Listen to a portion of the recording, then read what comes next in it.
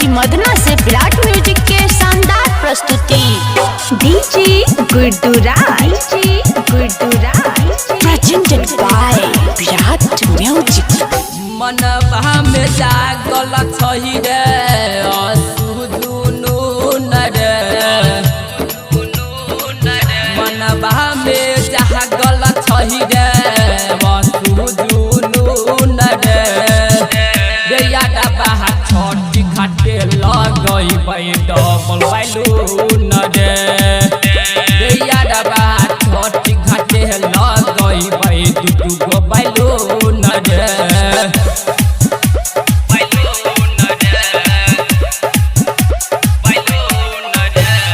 DJ Guddu राज मधुबनी।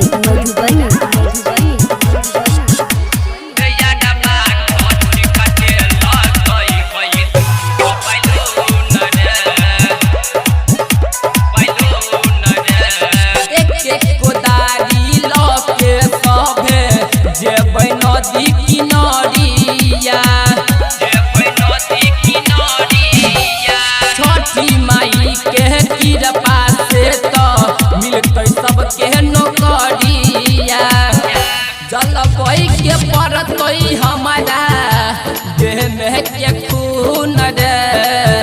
जल बई के पड़तई हमारा देह में के खून रे।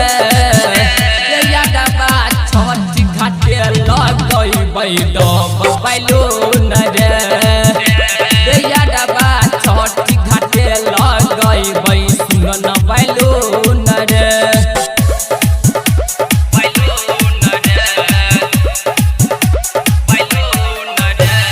डीजे गुड्डू राज मधुबनी।